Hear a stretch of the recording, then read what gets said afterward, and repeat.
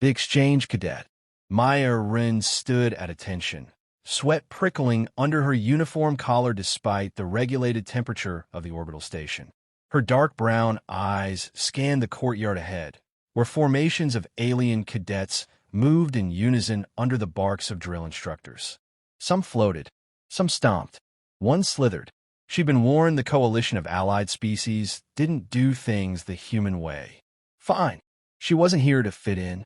She was here to represent Earth.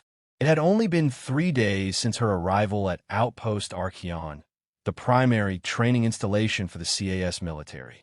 Orbiting a red dwarf on the edge of neutral space, it was less a school and more a pressure cooker of interspecies diplomacy through boot camp. 30 species, one language of command. No excuses. "Hey, ground breather," hissed a voice behind her. "You sure you're in the right place?" She didn't turn. She didn't need to. The voice belonged to Troll, a feline-like cadet from Threnus Prime. Arrogant, quick, cowardly when it counted. He'd been riding her since orientation. "I was genetically cleared, academically qualified, and cleared 3 psych evals to get here," Maya replied evenly. "Were you lost on your way to remedial zero-G tactics again?" Snickers bubbled from a few cadets nearby. Troll slunk away, muttering. "Silence," boomed a voice that cracked like thunder. The entire quad froze. Even the air seemed to shrink. General Korvac strode into the courtyard, his reptilian bulk covered in polished obsidian armor. Standing over 8 feet tall, with scales like volcanic glass and 6 clawed fingers on each hand, he radiated danger. The Xarnok were a warlike species, and Korvac was their pinnacle, a legend forged in blood, fire, and attrition. "Today," he growled, "you learn what discipline means. That word may not exist in your soft Earth dialect, Cadet Run, but here, it defines whether you live or die." Maya didn't flinch. "Discipline is a cornerstone of human training, sir." Korvac's eyes narrowed. "Is talking back another cornerstone?" "No, sir. But requesting clarification isn't backtalk. Your order contradicted the previous tactical formation." The silence that followed could have shattered hull plating. The general stepped forward, his shadow engulfing her. Then came the slap. A massive backhand struck her across the cheek, lifting her half an inch off the ground. Stars danced across her vision. The cadets around her gasped, some in horror, others in expectation. For many species in the coalition, physical correction was customary. For humans, it wasn't. Maya steadied herself, straightened her back, and blinked the sting from her eye. A small trickle of blood traced her cheek. Korvac loomed. "This is a battlefield, not a debate hall. Learn your place, or crawl back to your dirt planet." Maya stared up at him. No fear, no anger, just calculation. Her heartbeat slowed. Her stance shifted imperceptibly. Left heel half a step back. Weight distribution changed. Breathing centered. "You struck a cadet without cause," she said calmly. "In violation of Intercultural Conduct Protocol 42B. "I struck a disobedient primitive," Korvac snarled. "Try and stop me." There it was. The moment. Maya Ren's fingers flexed once at her side. Muscles coiled like compressed steel. But she didn't move. Not yet. Not here. Not in front of everyone. "Understood, General," she said, voice smooth as glass. "But next time you raise a hand to a human, make sure you finish what you start." She turned back to formation without another word. Around her, the quad was frozen. The tension hummed like a live wire. Korvac's eyes bored into her back, nostrils flaring, but he said nothing. He didn't realize it, but he'd already lost. For seconds was all it would take. She'd measured the length of his arm, the angle of his elbow, the fragility of the joint behind his third knuckle. She didn't want to start a war. Not yet. But if he struck her again, she'd end the fight before he could blink. And this time, everyone would see what a primitive was truly capable of. For seconds of fury. 3 days passed. The bruise on Maya's cheek faded. The tension in the air did not. Every step she took through Outpost Arkeon's metallic corridors drew glances, some curious, others hostile. Most cadets avoided her. A few whispered. A pair of Korvac's loyalists, both Xarnok cadets, stared with cold contempt but kept their distance. Maya didn't mind. She wasn't here to win hearts. She was here to survive and to prove that Earth belonged at the table. The incident hadn't been addressed officially. No apology, no reprimand, no mention, but everyone knew, and the general hadn't forgotten. She saw it in his eyes every morning during drills, during inspections, during silent moments when his stare burned like plasma against her spine. Then came the combat simulation. A towering circular chamber, walled with reactive hollow steel, capable of mimicking any environment. The floor shifted, reshaped, trembled beneath your feet. It was meant to simulate war in all its chaotic forms. Maya and 13 other cadets were summoned. Random draw, they claimed. She didn't believe that for a second. Korvac waited in the center. This exercise, he said, voice booming, is not a game. You will engage in close-quarters combat under shifting gravity. No weapons. No mercy. Show me what you are. Maya scanned the group. All aliens. No other humans. She exhaled slowly. They were setting her up. Isolate the anomaly. Push her to break. The floor vibrated. The chamber dimmed. Gravity tilted to a 40-degree angle. The match began. Troll, the feline cadet, lunged at a feathered Corvani, and the fight broke out in bursts, clashes of claws, limbs, and growls. Maya dodged a charging brute from Cthon, dropped him with a shoulder throw, and pivoted into a low stance. From the corner of her eye, she saw the shift. Korvac entered the ring. That wasn't part of the simulation. You, he growled, locking eyes with her. Engage. Maya straightened. This is a cadet-only drill. You're out of jurisdiction. No longer. You said I needed to finish what I started. He cracked his knuckles. So I will. The other cadets stopped, confused, circling. The simulation continued to swirl around them, but no one moved. He came at her. Fast. For someone so large, Korvac was terrifyingly quick.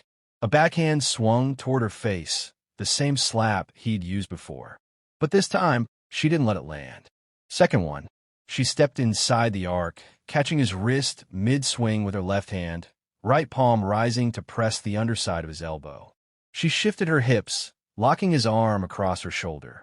Second two, a twist, a pivot, a shift in momentum. She brought her elbow down in a sharp torque, snapping the ligaments. The joint popped.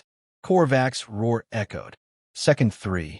Before he could retaliate, she drove the heel of her boot into the side of his knee. He dropped like a collapsing tower. Second four. She pressed 2 fingers into the nerve cluster at the base of his neck, halting his motion. Not a kill strike, just enough to paralyze his right side. Controlled. Calculated. She released him. The room was dead silent. Korvac lay on the floor, breathing hard, clutching his shattered wrist. His eyes wide, not with pain but shock. Maya didn't gloat. She didn't smile. She simply stepped back, stood at parade rest, and said, "Simulation complete." The silence broke in murmurs. A few cadets stepped forward, some with awe, others with disbelief. Troll's ears flattened. A Nikari cadet with skin like obsidian raised a fist in quiet respect. Then the alarms blared. Security burst into the chamber. 4 guards, armed and armored. Cadet Run, one barked. "Stand down. You're under arrest for assaulting a superior officer." Maya raised her hands calmly. Acknowledged. As they bound her wrists, Korvac snarled through clenched teeth. "You've just declared war on the Xarnok." She looked at him, voice level. "No, General. I ended one. Tribunal of Species." The tribunal chamber was carved into the station's core, a vast dome of translucent alloy that shimmered with filtered starlight. Representatives from 32 species ringed the room in hovering observation platforms. In the center, beneath the unified seal of the Coalition of Allied Species, stood the accused, Cadet Maya Ren, hands unbound but flanked by 2 armored guards. She didn't shift. She didn't blink. She waited. This wasn't a court of law. It was a test. Of loyalty. Of species worth. Of her. At the raised platform, a silver-skinned arbiter of the Venery Confederacy called the hearing to order. "We convene to judge the actions of Cadet Maya Ren, human, who inflicted grievous bodily harm on General Korvac of the Xarnok High Command during a sanctioned combat exercise. Korvac sat in a containment pod to her left, arm braced, shoulder bandaged, his expression acidic with rage. A Grolton delegate rasped, "There is no precedent for a cadet striking a general. This act undermines the entire command structure." An insectoid diplomat from the Zorlani chittered, "Correction, there is precedent. It simply hasn't involved a human before." The room stirred. The arbiter gestured. "Cadet Run, you may speak." Maya took a single step forward. 3 days ago, General Korvac struck me during drill without provocation. That was never investigated. No charges filed. No arbitration requested. I submitted to the rules of this program. But when I was targeted again, this time during an unsanctioned attack under the guise of a training simulation, I defended myself. Korvac bellowed, "I was enforcing discipline. Your species lacks it." She turned to face him, unflinching. "Discipline isn't brutality, and your authority doesn't exempt you from consequence." The arbiter raised a hand. "Enough." A smaller screen projected into the space. The Zorlani delegate leaned forward, mandibles twitching. "We would submit supplementary data to the tribunal," it said. A video played, surveillance footage from a prior drill. Korvac striking a slender Avikari cadet hard enough to send him sprawling. Another clip, Korvac forcibly flipping a Nikhari female during a strategic demonstration, though she had not resisted. This pattern of abuse predates Cadet Ren's incident, the Zorlani delegate continued. He has used his rank to impose domination through violence. Gasps echoed around the chamber. Korvac snarled, "Lies. Manipulated footage." The arbiter turned to him. "Do you deny these events occurred?" "I deny that they are inappropriate," he snapped. "Weakness must be excised." Maya spoke again, voice steady. "Humanity does not believe strength is measured by who you can strike. We measure it by who you choose not to." The room quieted. The representative from Earth, Ambassador Nakai, finally stood from his platform. His gray suit was plain, but his voice carried power. "Coalition law guarantees the right of all cadets to personal safety. My cadet followed protocol, issued warnings, and responded proportionally. In Earth military doctrine, close-quarters defense includes immediate neutralization of threats, including from within the chain of command, should that chain be compromised. General Korvac's attack was not instruction. It was aggression. She ended it, without lethal force." The arbiter looked between them. "Is this your official position, Ambassador?" "It is." Nakai confirmed. Silence. Long and heavy. Then the arbiter delivered the verdict. Cadet Maya Ren acted within her right to defend herself. No formal charge will be filed.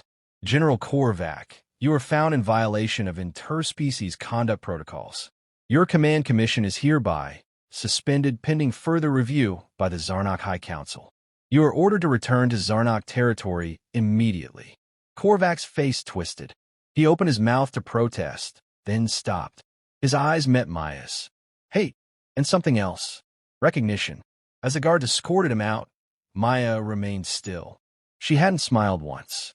Not during the fight. Not during the trial. Not now. Because it wasn't over. Not yet. As the tribunal recessed, Ambassador Nakai approached her quietly. "You made the entire coalition see us differently today," he said. "That wasn't just a defense. That was a statement." Maya finally spoke, voice low. "I didn't come here to make a statement. I came here to learn." Nakai looked at her. "You did both. Steel in the veins." The weeks after the tribunal moved differently. Whispers became nods. Glances became greetings. Respect, not affection, not yet, began to thread its way through the halls of Outpost Arkeon. Maya Ren had not just survived, she'd marked herself. But recognition was a double-edged blade. She could feel the weight of eyes on her during every drill, every briefing, every shared ration meal. Some cadets admired her. Some feared her. Others, especially among the Xarnok loyalists, hated her with a quiet, simmering venom. Troll no longer made jokes. He hadn't spoken to her since the tribunal. Maya didn't care. She'd come to train, not to make friends.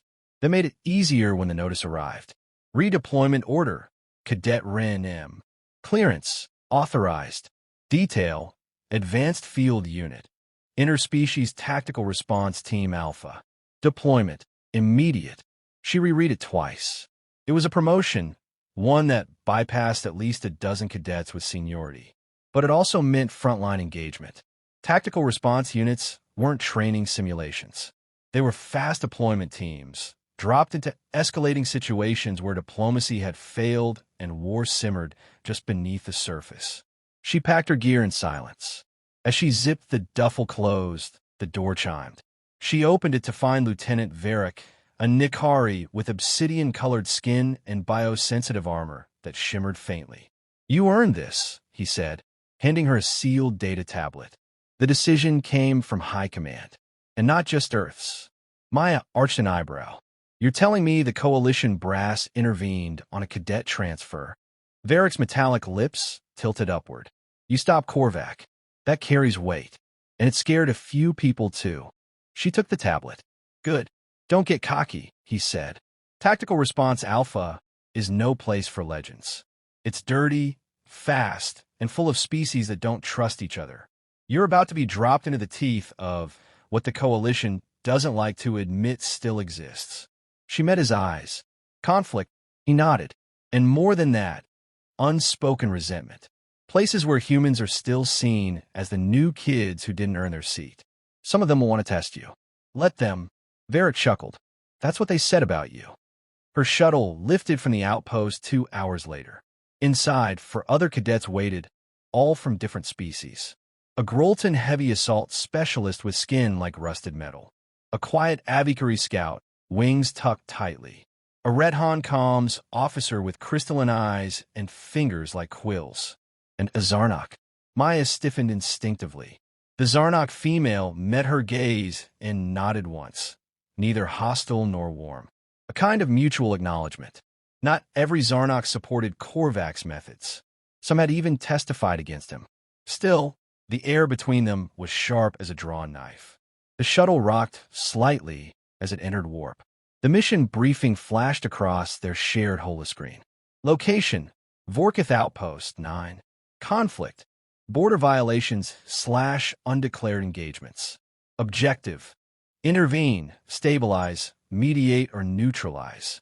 Maya memorized the data, then glanced around. Not a single cadet looked unsure. That was what made them dangerous. "Human," the Xarnok female said finally, breaking the silence. Maya looked over. "Run. I'm Zalveth. I served under Korvac.